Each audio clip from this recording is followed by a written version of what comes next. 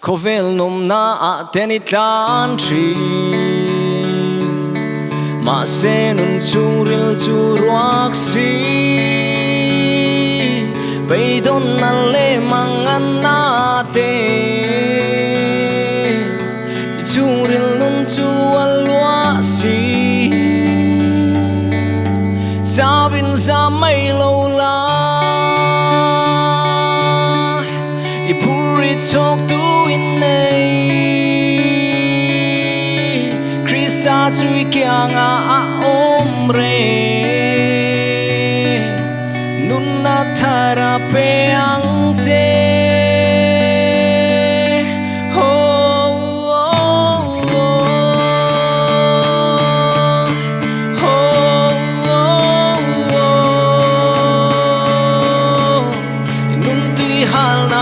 Swan mo